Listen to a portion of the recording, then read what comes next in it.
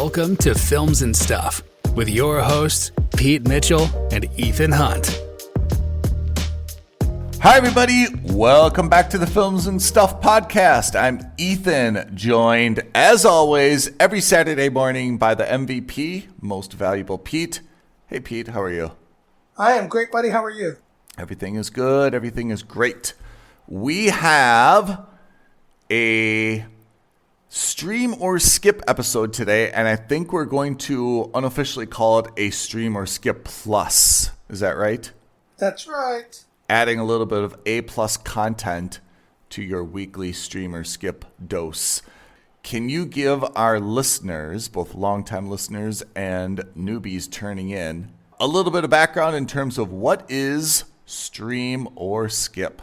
Okay, so Ethan and I have prepared a list of TV shows for each other to watch. Every week we randomly assign each other one of those shows. We watch at least 2 episodes if it's a series, or 30 minutes if it's a feature-length program.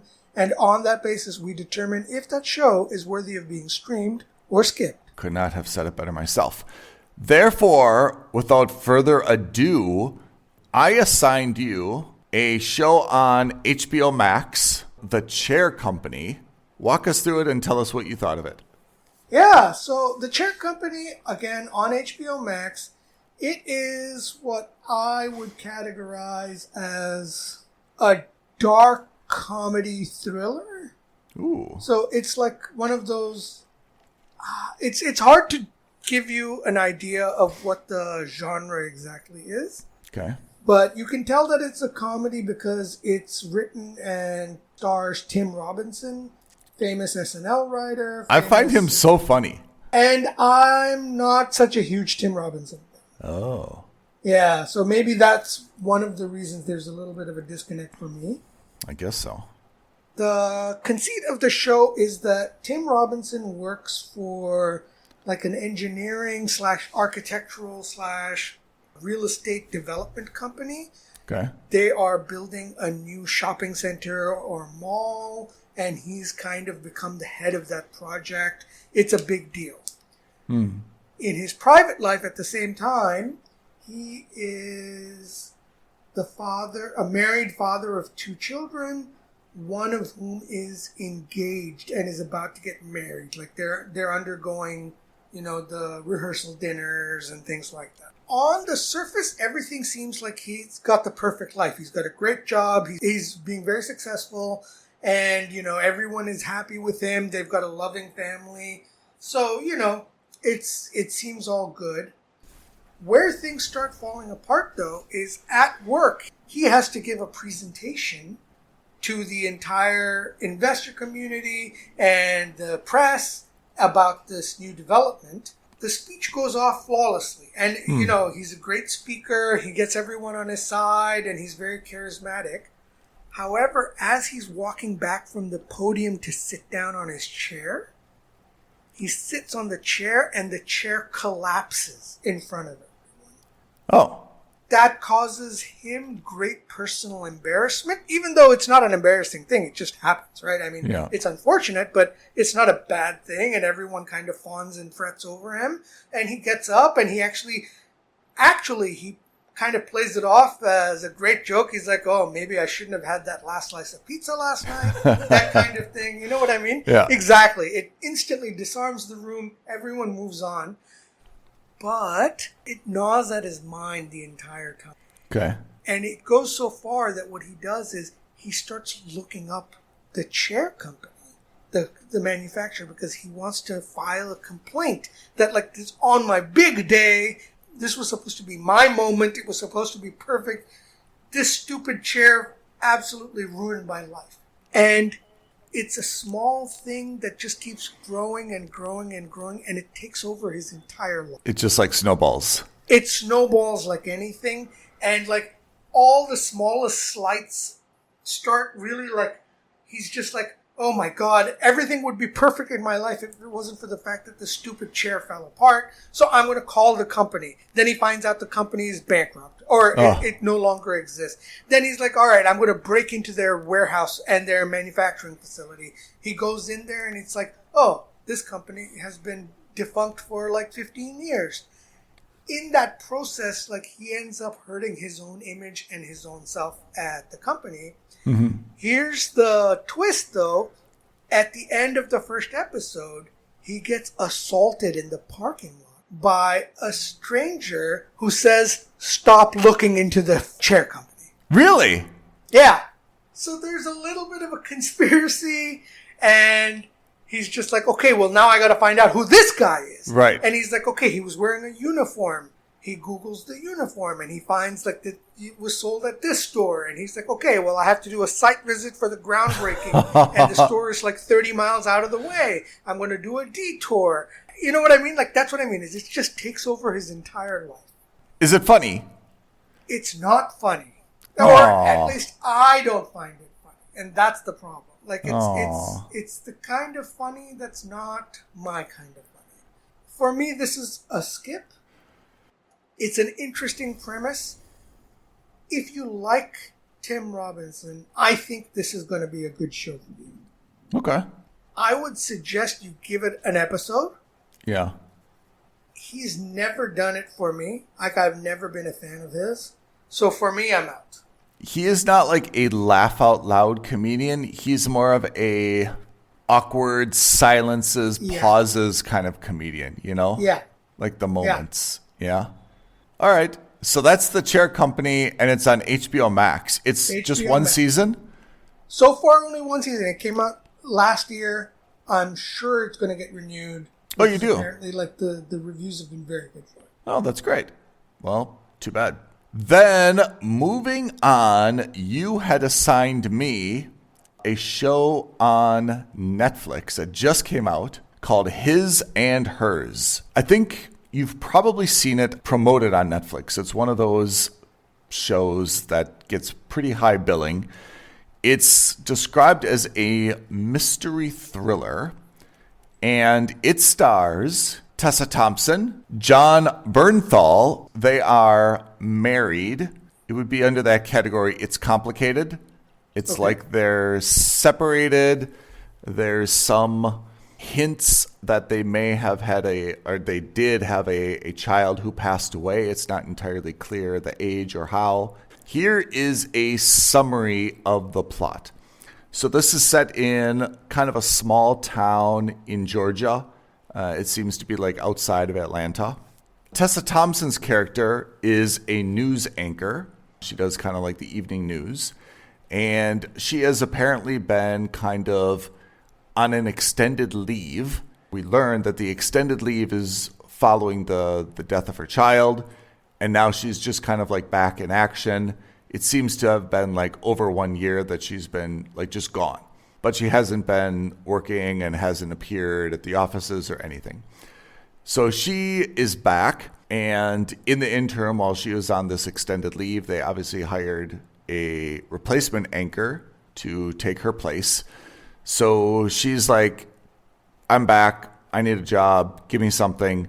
So they turn her into like a field reporter, and her first assignment is to report on a murder that just so happens to be in her small little Georgia town where she grew up. Her husband, he is like a sheriff in the exact same small town where Tessa Thompson grew up. So there is a murder. Bernthal's character is investigating the murder, and Tessa Thompson's character is reporting on the murder. And then, of course, the big reveal at the end of episode 1 is, aha, they're married to each other. So that puts like a fresh spin on the dynamic. And then, of course, once you get into episodes 2 and 3, you start to learn a lot more in terms of the characters and how they knew each other. For example, Tessa Thompson went to like a exclusive boarding school with the murder victim.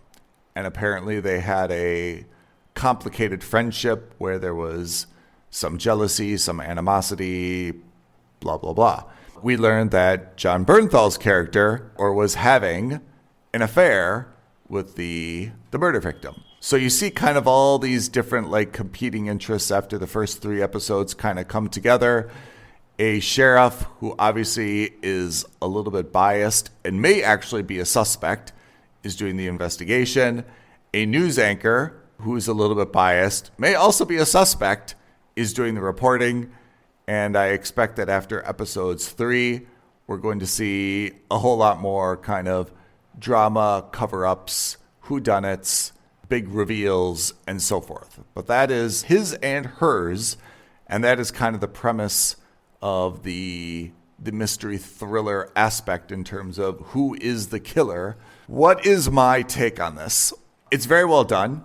I mean, for Netflix, as you know, there's kind of varying degrees of quality. Sometimes Netflix has something that's closer to like a big blockbuster with really cinematic level casting, acting, production quality. And I would put this into that category. Whereas sometimes, Netflix is just like turning out things from AI and just casting any old person we've never heard of before and just getting it to market because they think it kind of fits your profile. So I would say this is definitely on the higher quality side. I had one person who recommended it to me who was very, very passionate about it. And I would say they're not wrong, but I also think that this is a little bit, I don't want to say formulaic, that diminishes it, but I mean, it's not like something that you haven't seen before, right? There's a murder, who's a suspect, everyone's a little bit compromised, and then once you start to dig into their past, they may or may not have a motive for it, right? So that's what it is at the end. It's a mooch. I don't think there's any reason that you would pay for Netflix just to watch this series. But I have to say, of the varying levels of quality on Netflix, this is pretty much at the top. And I think it's very, this kind of like Bridgerton and, some of the other like dedicated Netflix series, I think that they're all kind of like similar quality. And if it's really your thing, then you'll be very passionate about it and you won't be let down. To be honest, I may finish out the season just to kind of see who did it. I think it's got a pretty good way to kind of conceal who has done it, while obviously, at least after 3 episodes, kind of potentially pointing the finger to everyone who has their own motives. Likely it's going to be someone who just pops out of nowhere. I mean, if I have to give a prediction, I mean, it's supposed to be either Bernthal or Thompson. I think it's probably going to be misdirection, and it's neither of them, and they probably work together, and they rekindle their marriage, and, the same old story. So that is my take on his and hers. Okay. Now, while we are at it, Pete, I'm going to put the plus in Streamer Skip Plus because I have been busy watching 2 other things this week. The first is War Machine, and it is actually a film, and it stars Alan Ritchson. Let me summarize War Machine. If you combined Predator and War of the Worlds, this is what you would get. Okay. You sound more enthusiastic. Richson is a Army Ranger. As an Army Ranger, he is assigned with his group to do like this final test, and then they pass Ranger school and they become Rangers, right? They are assigned to go and do like some recon or blow something up. What they find is what will be called the War Machine, which is, spoiler alert, it's like an alien technology. This is where the War of the Worlds angle comes in. And from there on, you can just take the plot of Predator and copy and paste it here, except it's set in the mountains of Pakistan or Kandahar or someplace like this. That's it. Of course, this War Machine can't be damaged with guns. It can't be damaged with, missiles and stuff. It's a Predator, right? And at the end, just like Arnold Schwarzenegger eventually defeated the Predator with his brains and intelligence and guile, Alan Ritchson does the same, and he takes out the War Machine, and he saves the only other member of his unit who's still alive, carries him back to base, And then we find out that there's like 10,000 of these that have been launched from space worldwide, and no one knows how to defeat them, but Alan Ritchson did, so he gives them what his strategy was, and that will save a lot of lives, and this is probably primed then for a sequel.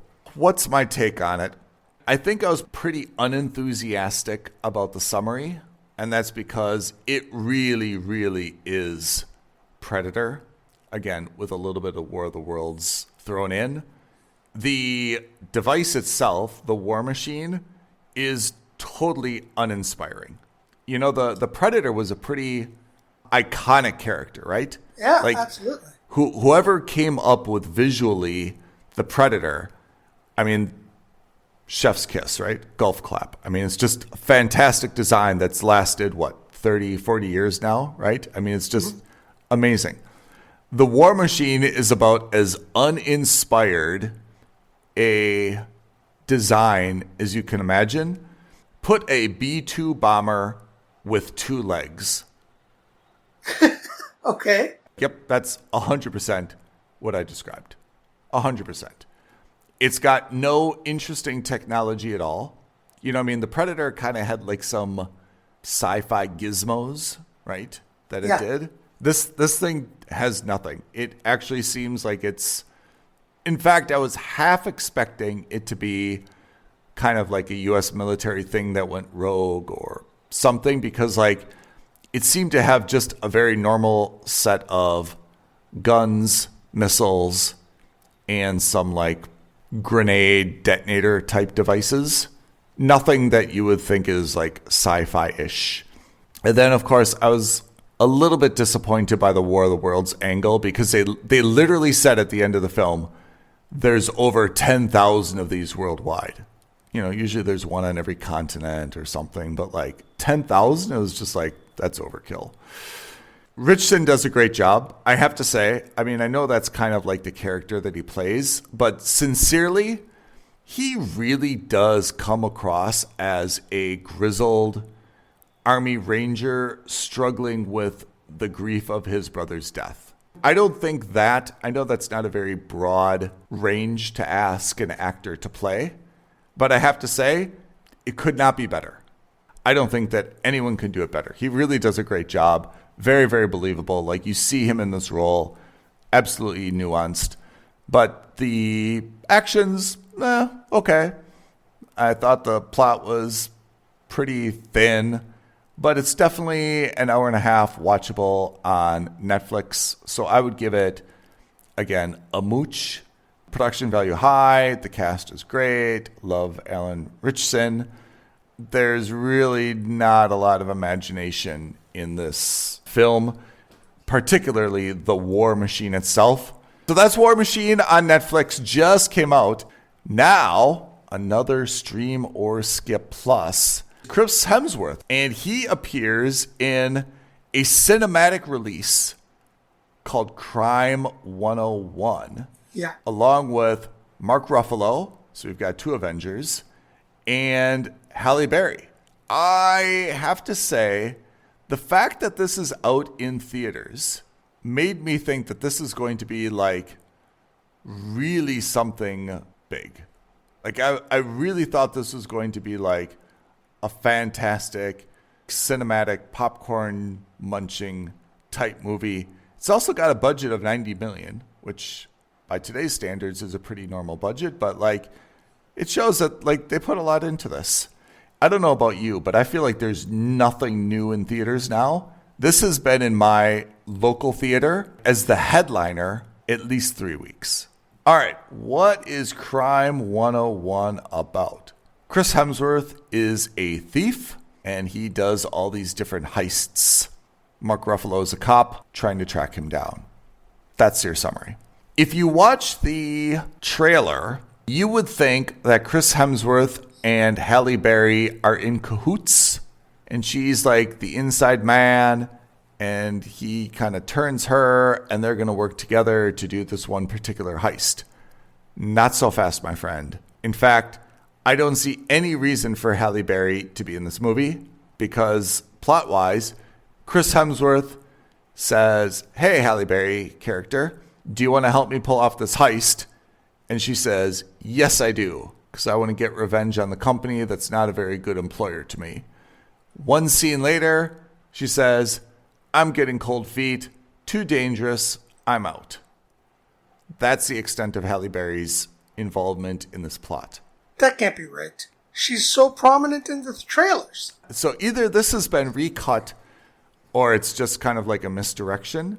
And it's really weird because you see her dragged through like the opening part of the showing her to be an employee, showing her how she's passed over for promotion, showing how she's like they really reference her age and gender like internally. Like her employer's not a very good employer to her, right? So you're starting to see the motivation of why, you know, she would basically like break bad, right?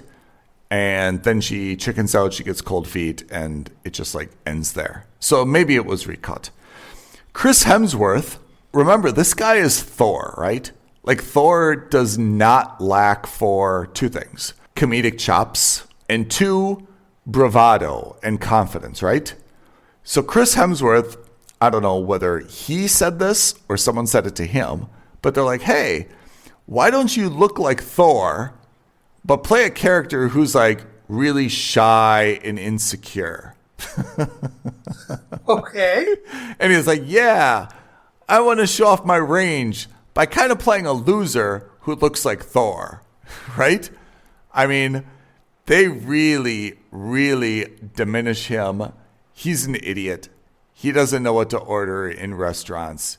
He is bad with women. I mean, comedically bad, right?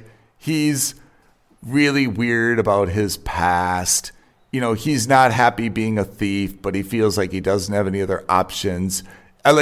You could not write a character who's more diminished, insecure, unhappy with his station in life, and has no discernible skill apart from just being like a smash and grab thug who happens to drive these incredibly great classic cars and can drive like Baby Driver. At one point, Chris Hemsworth and Halle Berry think they're going to have a little bit of something. Nope. Chris Hemsworth's love interest is actually Monica Barbaro. Again, she's not involved in the crime. She's just a civilian encouraging Chris to learn to act like a man and like embrace his rough childhood or whatever he has. Mark Ruffalo is turning into Russell Crowe, and who's the guy who starts in Greenland? I love that you're just my reference. Right? Olympus Down and Greenland. Our good Scottish friend. So Mark Ruffalo is turning into those two characters. And those two characters, I think, are characterized by the fact that they get hired for a job and their agent, like, shakes them in the morning and is like, hey, you got to film today. And they're like, okay, light up a cigarette, take a shot of whiskey, don't bother to shave, don't bother to shower, don't bother to comb their hair. They just show up on set and say, like, crack their knuckles. They're like, all right, I'm ready. Where should I stand? Where's one position? You know? Mark Ruffalo just, you saw him in Task. I mean, this guy was the Hulk. And now you see him in stuff like Task. It's like he's just living on those Avenger royalties, eating Oreos all day, hasn't shaved, hasn't combed his hair, hasn't brushed his teeth, rolls out of bed. Yeah, I'm a grizzled detective. So, like, it's Russell Crowe and that other dude. Gerard Butler, thank you, right? I mean, Gerard Butler, like, it looks like he intentionally hasn't showered for any movie that he's in. Anyway, Mark Ruffalo is the cop trying to track down the Chris Hemsworth character. I'm not going to spoil it at the end, but I will tell you that the name Crime 101, based on the 101 freeway in Los Angeles, and that is your $90 million jewel thief crime thriller. Okay. Have I or have I not convinced you to see this movie? You have not convinced me that it's a great movie, but I still am probably going to watch it. I have to say, I was disappointed by it. It was fine. It was palatable. I was not unhappy. In fact, I was more amused by the characters than anything. Casting is like blockbuster. Right, yeah. And the idea, we all love a good heist, especially you, is pretty solid. But the uninspired nature of this, I mean, there was no like good technology used. There was no like interesting cutting of glass or sneaking in here. Like there was no Mission Impossible kind of interesting thing like, oh, wow, like they snuck through the vent or they did this, or it's just a straight up smash and grab car chase. To call them car chases, I think, is very uninspiring. Crime 101, I think, is absolutely not a feature-length film for cinema. It was made by Amazon MGM Studios, so I think it's way better as an Amazon movie or a Netflix movie. I give this a wait for streaming. But certainly your life is not going to be diminished whatsoever if you do not see this film. So in our Stream or Skip Plus, I have given you Crime 101, which is wait for streaming, and also War Machine, which is a mooch. And I feel like we have added then a lot of value to our listeners' lives today. Looking forward, what is our next assignments? All right, next week you are on Apple TV Plus. You are watching a show called The Savant. And I am on Netflix watching a show called Startup. It's about organized crime. That fits your profile. Not that you're into organized crime, but I think you... I'm only into disorganized crime. I'm only into very disorganized crime. Pete, before we sign off for the day, can you give everyone our YouTube, social media, and other creds? Absolutely. Like this video, leave a comment below, subscribe to our channel, and don't forget to hit that notification bell so you know when the next episode of the Films and Stuff podcast drops for you. I love it. Listeners, thank you for tuning in. Pete, thank you as always, and we shall see you next week, next episode, Films and Stuff podcast. Bye now. Thanks, Ethan. Thanks, everyone. Thank you for listening to another episode of Films and Stuff. If you haven't already, please subscribe and review on Apple Podcasts, Spotify, or wherever podcasts are downloaded. Films and Stuff. There is no substitute.